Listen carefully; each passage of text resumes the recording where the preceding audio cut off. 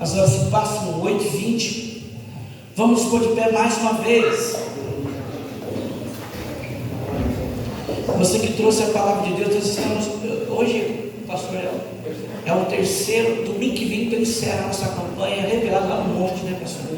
E domingo que vem o pastor Júnior vai encerrar essa campanha pregando sobre os valentes, né? Vencendo o valente. Nessa noite gostaria de falar com os irmãos algo que Deus colocou no meu coração, e segundo Samuel capítulo 23 versículo 11. Segundo Samuel capítulo 23 versículo 11. Enquanto os irmãos vão achando, quero avisar que o agosto de Deus está indo uma bênção. E nesta quarta estará pregando também uma mulher de Deus, missionária Sueli. Vai ser um derramar do Espírito Santo, irmãos. Uma mulher muito usada também na profecia, uma bênção. Deus vai abençoar as quartas-feiras, amém? As quartas-feiras também tem sido uma bênção nesse lugar. Quem achou, diga: eu achei. Diz assim: e depois dele, Samá, filho de Agé, o ararita, quando os filisteus se juntaram numa multidão, onde havia um pedaço de terra cheio de lentilhas, e o povo fugira diante dos filisteus, este, pois, se pôs no meio daquele pedaço de terra, e defendeu e feriu e os filisteus, e o Senhor operou um grande livramento. Eu quero que toda a igreja repete essa última palavra: e o Senhor operou um grande livramento. Mais uma vez, que é para todo mundo ter o livramento de Deus essa semana. E o Senhor operou um grande livramento. Você crê que é uma semana de livramentos na tua casa, na tua vida, no emprego, no carro? Glória a Deus. Será uma semana de livramento. Os irmãos poderem estar sentados, por gentileza, promete ser breve nessa noite, e queremos orar pela tua vida. Queridos, no versículo 23, a partir do versículo 8, aqui na verdade já era o fim dos dias de um dos homens mais amados de Israel. Até hoje existe na bandeira de Israel uma estrela de quem? Você pode me dizer? Diga assim: a estrela de Davi. Israel tem uma paixão muito grande por Davi. São os dois homens que mais se falam: Abraão, Isaac, Jacó e também Davi. Mas Davi, como todos nós, que um dia fomos criança, fomos adolescente, pré-adolescente, e agora a história dele começa com 17 anos, ele derrotando aquele gigante. E de fato isso foi pela bondade de Deus, porque Deus já tinha achado ele para ser um grande rei, e de fato foi. Por isso que o Salmos 89, versículo 20, que fala que Deus achou Davi. Não foi Davi que achou Deus, foi Deus que achou, porque Deus nos achou, irmãos. Nós muitas das vezes não queríamos Deus, mas Deus nos queria, que a Bíblia diz que Deus nos amou primeiro. Se você está aqui é porque o amor dele te traz para esse lugar. É o amor dele que faz você ficar na presença dele. E Deus amou Davi de uma forma tão grande, que agora ele vai ser ungido rei. E os irmãos todos conhecem a história. E ele vai crescendo, e de fato depois de ser ungido, por não ter experiência, ele volta então para o pasto, lá pastorear suas ovelhas. Apesar de ser ungido muito novo, não tinha experiência. Porque uma coisa nós dizemos que temos, é que nem aquela pessoa que tira a habilitação. Quem tirou a primeira habilitação? Todo mundo, né? Tira a habilitação. Só que na escola a habilitação é uma coisa, no aprendizado na escola é uma coisa. Anda 30, anda 40, não, é só que a terceira não vai mais que isso, reduz, olha as placas. Só que depois que passa, que você pega a sua carteira sobre as suas mãos, você vai enfrentar uma outra realidade, vai enfrentar ruas como essa que você passou, que não estava ali escrito, tu vai ter que dominar, ou seja, tu vai ter que adquirir experiências agora. Por isso que eu estou dizendo, tem muitas pessoas que são ungidas, tem Deus na sua vida, mas não tem experiência ainda para estar no lugar que Deus tem preparado para a tua vida. Mas fica tranquilo, você crescendo em Deus, amadurecendo os lugares, os patamares, é Deus que vai te colocar. Só quem está fazendo assim com a mão, diga a glória a Deus. E agora ele cresceu, se tornou rei, e depois de executar muito bem, apesar de suas falhas, mas agora Davi vai morrer, porque todo mundo nasce e ninguém nasce para ser semente. Todo dia nós vamos ter que se encontrar com Deus, e de fato agora Davi está para morrer. Mas antes dele falar sobre ele mesmo, ele vai falar sobre os seus valentes. Ele vai falar sobre os valentes que defenderam a sua causa nos períodos de guerra que ele enfrentou. Ele vai falar agora não sobre os 30 valentes, mas ele vai falar sobre 37 valentes. É interessante que no versículo 8, depois você lê, ele vai dar o relato dos aqueles que foram os melhores, como os filhos de Zeruia, que eram homens adestros. Você sabe o que é homem destro? É homem que sabe tanto com a mão direita quanto a mão esquerda. Eles tinham habilidade com tudo, eram homens que tinham um coração para servir o rei de uma forma extraordinária. Foi esses homens que um dia foram treinados dentro de uma caverna chamada Adulão, aonde um lugar entraram homens sem esperança, guerreiros poderosos, mas que não tinham iniciativa. E Davi treinou esses homens emocionalmente. Eles olhavam para Davi, eles olhavam uma referência, eles olhavam como um homem que era de guerra, era um homem que lutava as suas guerras com Deus. Então Davi agora vai modelar e vai trazer 30 valentes, homens esses que, segundo a Bíblia, segundo as histórias também paralelas sobre os livros, vai nos falar que um homem desse, eles executavam cerca de 80 a 100 homens sozinhos, só eles. É por isso que quando Davi entrava numa peleja com os 30 valentes, os filisteus tremiam, porque eram homens cheios de força e de vigor. Agora ele não vai falar somente, está um pouco alto esse fundo, né? Quem está me ouvindo, diga amém. Amém. E agora ele não vai falar agora somente sobre esses homens. Ele vai falar sobre 37. Ele vai colocar que acrescentar mais 7 pessoas aqui agora. E essas 7 pessoas, ele vai falar de um homem chamado Samar. Esses 7 valentes, eles não eram tão bons quanto os outros, não eram tão bons quanto aqueles que tinham entre os 30. Eles não eram escolhidos entre os 30 melhores, mas também eram bons. E esses 7 homens, eram eles que ficavam, toda vez que Davi ia fazer uma guerra muito grande, onde tinha o seu acampamento, onde ficavam acampados, esses homens, principalmente Samar, esse guerreiro que ele vai anunciar, ele não precisava falar nada. Mas quando ele vai falar sobre os 30, ele vai falar, peraí, tem mais 7 que fizeram história. Repete comigo, diga assim, eu tenho uma história com Deus. Tem gente que não conhece a tua história, mas Deus está dizendo, eu sei a tua história, de quantas batalhas tu já venceu, e você vai vencer, porque o rei está do teu lado. Levanta as tuas mãos para cima e dá glória a Deus, aleluia.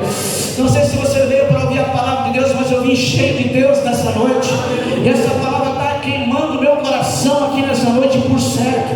O Espírito de Deus está levantando guerreiros aqui nessa noite, guerreiros que não vão fugir da peleja, só que vai aguentar o tranco até o final. Levanta a mão para cima da glória. Vai falar sobre os 7 valentes agora. Esses 7 homens, não vai citar, talvez tenha sido o nome deles, mas ele vai falar sobre um homem chamado Samar. Ele fez a sua própria história. E quem era esse homem? Era esses que eu acabei de falar, que eles não iam para a peleja, eles não tinham toda a habilidade como os 30, mas porém serviam ao rei de uma outra forma. Que quando os 30, quando os valentes estavam na peleja, era eles que faziam guarnições dos despojos da guerra, era eles que faziam a comida, eles que guardavam todo o armamento para que Davi pudesse ir em suas guerras e voltar, porque tinha valentes que iam à peleja, mas tinham valentes que guardavam todo o armamento, aguardavam toda a comida. Isso aqui já está pano de fundo. Tem gente, irmãos, que ele tem a capacidade de ir mais longe do que os outros, mas tem gente, irmãos, que ele fica na posição, está dizendo, eu até não fui, mas estou aqui guardando, oh glória. Tem gente que já está entendendo, eu não sou tão veloz como os outros, mas eu estou aqui guardando.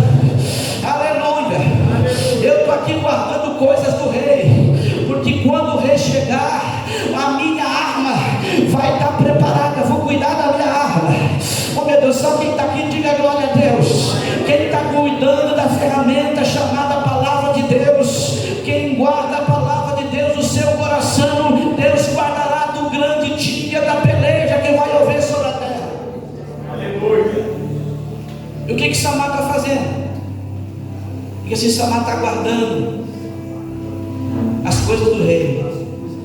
Meu Deus, você está vivo? Então repete comigo e diga assim: Samar estava guardando as coisas do rei. Repete comigo e diga assim: ou tu vai para a peleja, ou tu guarda as coisas do rei.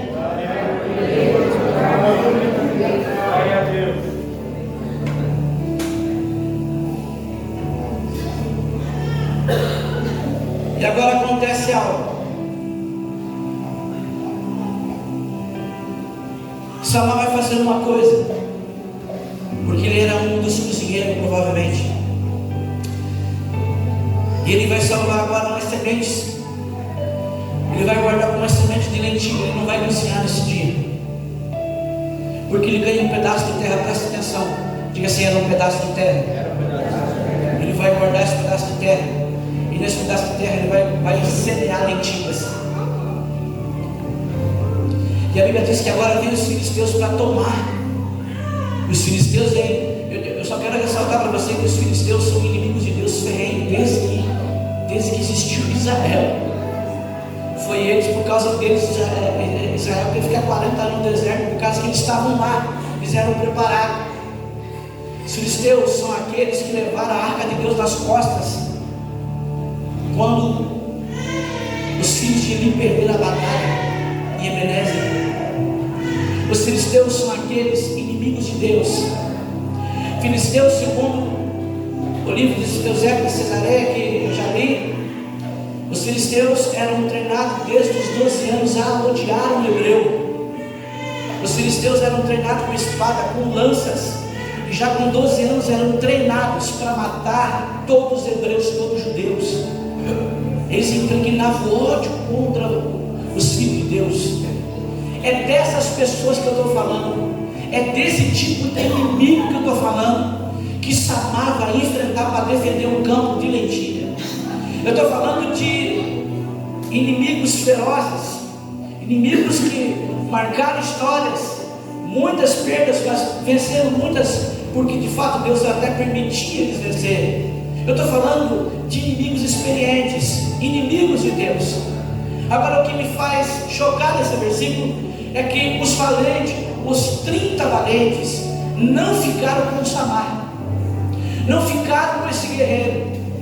Se você observar o texto, olha comigo, versículo 11.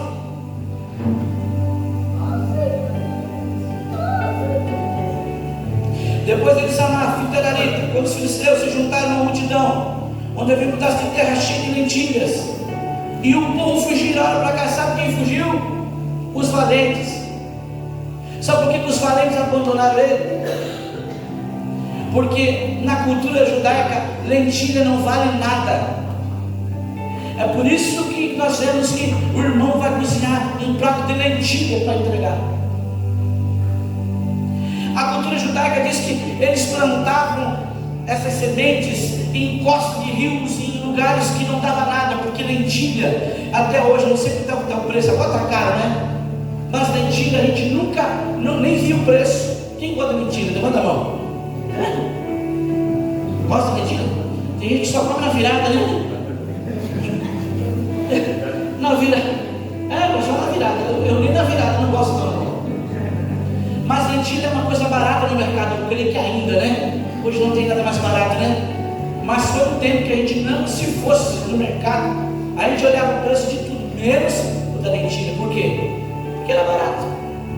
Quantos guerreiros, presta atenção, quantos guerreiros viram que as lentilhas estavam crescidas, o campo era pequeno, e as lentilhas estavam ali, quando olharam e diziam: eu não vou entrar nessa peleja, por causa disso daqui, por causa desse lugar pequeno, por causa dessas lentilhas.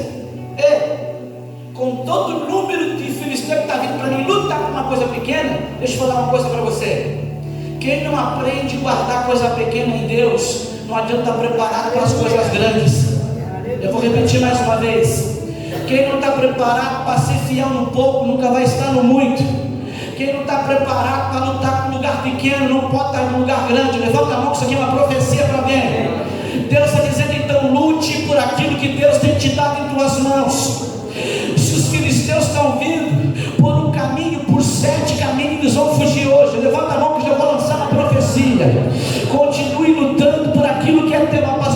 pequeno, mas é teu, lute.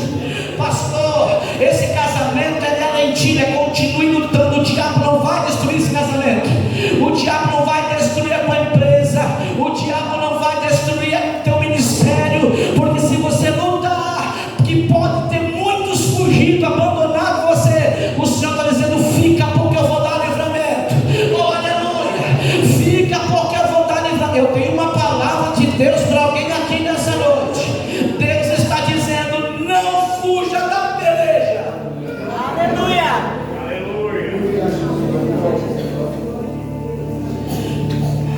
Porque é mais fácil fugir do que enfrentar, pastor Alexandre.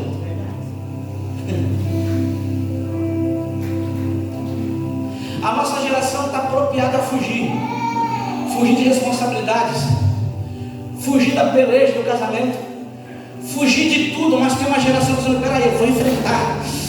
Esse casamento é meu, essa empresa é minha, esse negócio é meu. Oh, meu irmão, levanta a mão para o céu.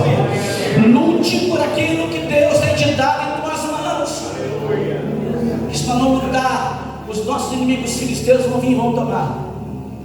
Mas pastor, abandonar, claro que é muito mais fácil abandonar, muito mais fácil abandonar do que enfrentar uma batalha. É muito fácil abandonar um casamento quando ele não está bem, e muitas vezes a gente, começar outro, do que enfrentar esse casamento com Deus e fazer uma grande reviravolta. É mais fácil abandonar algo que Deus já deu em nossas mãos, porque o momento não define. Escute, deixa eu falar uma coisa para você. A mesma intenção de luta que está vindo para a tua vida é a mesma intenção que o céu vai te aprovar e vai dizer assim: você é gigante no negócio, hein? Você não é o que eu estava pensando. Levanta a mão para o céu, porque passar o que tu passou e está de pé é porque você está defendendo aquilo que o rei te deu. Ele basta. Tem gente aqui que o céu olha para você e está dizendo: meu Deus, você não tem noção como você é valoroso, como você é valorosa na terra. Se eu te falar que tem gente aqui que não ia passar a metade do que você passa.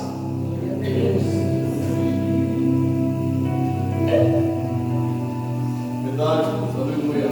Eu te garanto que tem gente que não tem condição de passar a metade do que você passa. Ixi, nem a metade. Porque é melhor fugir, diga se é melhor fugir. Mas sabe quem fugiu? Foi os valentes, foi os top. Quem quer construir uma história? Não te prepara para você enfrentar uma adversidade grande, para você ter uma história com Deus diante dos olhos dos reis. Se todos te abandonarem, você vai ficar na posição dizendo: se Deus é comigo, eu vou. Você vai construir uma história nova com Deus essa noite. E a ordem de Deus é: não fuja daquilo que eu coloquei. Você está no meio daquilo que eu tenho determinado para você passar. E agora essa nova pessoa: eu vou ficar, eu não vou fugir. Como eu falei para vocês, lentilhas para eles não valia nada. É como aquele caso, que as pessoas olham muitas vezes, quantas coisas que eu vi. Ah, o filho de fulano não vale nada. Quem já ouviu isso? O filho daquela mulher não vale nada porque não foi ele que gerou, não foi ela que gerou. Mas pergunta para uma mãe, pergunta para um pai se o filho não vale. Verdade. Porque assim que o diabo quer, assim que o inimigo quer, ele quer tomar aquilo que está bonito. Tu acha que os filisteus invadiram se a terra era pequena? O que tinha lá que encantava os olhos do inimigo? Pergunte por quê, pode perguntar. Pergunte, pastor, o que chamou a atenção do inimigo? Olha para cá. Pergunte, pastor, o quê? Porque estava verde e estava muito bonito. E tudo quando está muito bonito na tua vida, tem alguém de outro assim: eu quero entrar.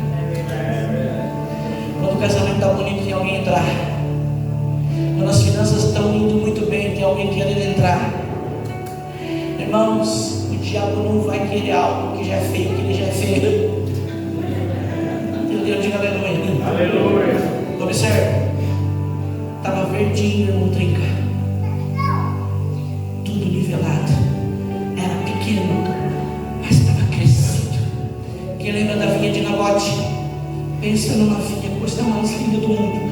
Nabote, de cima do seu palácio, olhou e disse assim: eu não quero essa vinha, porque a vinha era bonita, tinha fruto.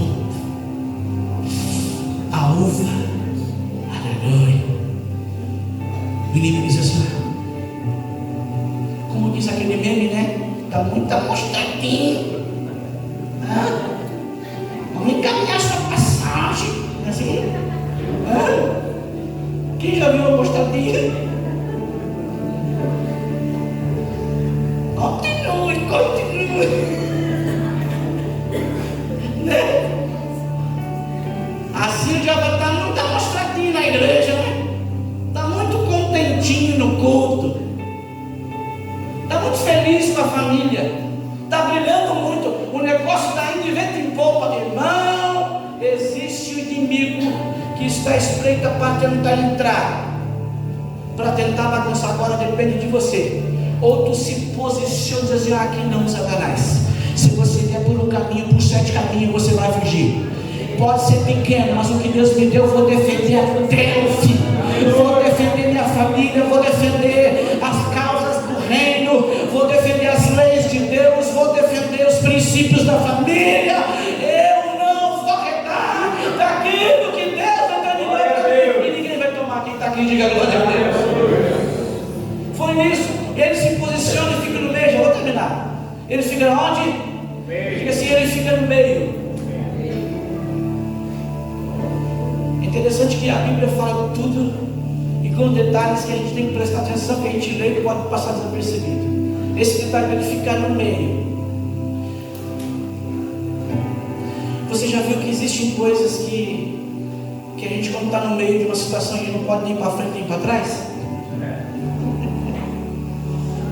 Que quando inicia uma guerra, uma peleja, seja qualquer coisa na tua vida, na minha vida, a gente inicia, ainda no começo está para correr. Mas quando você está no meio de uma situação, irmãos, você está dizendo, meu Deus, eu já cheguei até aqui, mas também eu tenho que chegar até lá. Quem já passou por isso? Então você está no meio. Samar está no meio e dizendo assim, fui eu que plantei, e ninguém vai tomar aquilo que eu plantei. Repete comigo e diga assim, Deus me plantou como uma árvore, e só Ele pode me derrubar. Oh, aleluia. E a vontade de Deus é que você cresça cada vez mais, porque se você estiver no centro da vontade de Deus, filisteu vai cair para um lado, 10.000 para a direita, 1.000 para a direita, e você vai ficar de pé. Ele vai para o centro, ele vai para o meio. No meio significa o centro, ele está no centro da vontade de Deus. Ele olha para um lado, talvez de longe, vê os guerreiros indo embora. Do outro lado ele olha aquele bando de filisteus, e aqui ele começa a peleja. Ele arregaça as suas mangas e começa a pegar sua espada, e começa a vir filisteus, e ele começa a guerrear, ou começa a matar, e começa a lutar. De repente ele olha a gente morta, sangue para todo lado. Ele começa a lutar. Quando ele olha, não está tudo morto ao seu redor.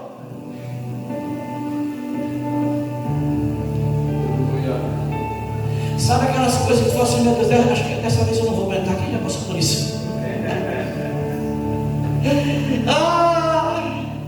Acho que dessa eu não vou passar. A gente fala assim, acho que dessa eu não vou passar. Aí daqui a pouco tu olha assim, meu Deus, como que eu venci isso? Acho que eu sou bom mesmo. Sabe aquelas lutas que você venceu e diz, meu Deus, como que eu consegui passar? Não é essa luta financeira aqui. Sabe que tem um detalhe, diga assim, Deus operou um grande livramento, porque enquanto você luta por aquilo que você faz em Deus, Deus te guardará na hora das necessidades. Levanta a mão para cima. Deus está liberando uma palavra de família, uma palavra de domingo, mas Deus está dizendo, tem gente aqui que está no meio de uma luta, que o Senhor está dizendo, eu vou operar o livramento, mulher. Tem gente que está vivenciando momentos difíceis. Deixa eu te falar alguma coisa, o nível espiritual, o nível da grandeza de Deus na vida de um homem e de uma mulher, são as adversidades que Deus proporciona para você. Você só é conforme as necessidades, as guerras que você enfrenta, os níveis de guerra que você enfrenta. Para Deus você se torna muito maior. Quem está entendendo, diga glória a Deus. Aliás, o que seríamos de nós, pastor Alexandre, sem as adversidades?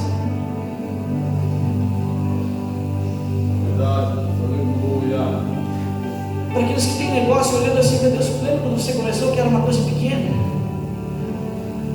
Todo mundo, aí depois que tu está um pouco bem, todo mundo quer ter um campo de lentilha, quer pegar os teus segredos, como que você faz, amém? Mas não sabe às vezes que você torrou a cabeça, meu Deus, como é que eu vou fazer para pagar esse boleto, meu Deus? Aqui também na igreja, quantas vezes, dinheiro faltando, eu quase tomando cardenal, eu vou ter que pagar. Aleluia! Mas Deus sempre opera o livramento, glória a Deus. Glória a Deus. Deus sempre opera o livramento. Mas estou defendendo esse pedacinho de lentilha. Estou defendendo esse pedaço. Ei, continua defendendo a tua família. Vira para o teu irmão e diz assim: continue defendendo o que é teu, porque Deus vai dar livramento nessa noite para a vida de alguém. Continue lutando pela tua família, continue lutando. Esses valentes vão ser vencidos, filisteus já vão cair, porque Deus está liberando uma unção nessa. Ai meu Deus, Deus está liberando uma unção para guerreira, para mulher que marcha na oração, para gente que levanta de madrugada como guerreiro, levanta a mão para o céu e determina que não, na minha casa não, Satanás. Guerreiros que levantam pela manhã sem ter expectativa do que vai acontecer, levanta a mão e diz assim: Deus provê desse dia, e Deus vem e faz prover a tua vida.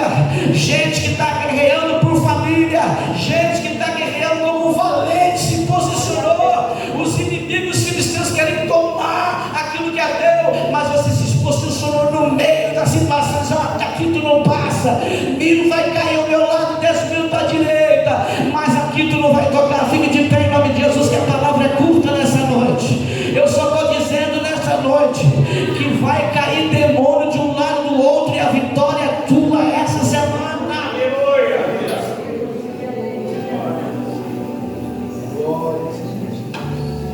Diga assim: para ter história, temos que vencer grandes batalhas. Você é conhecido pelas batalhas que você enfrenta.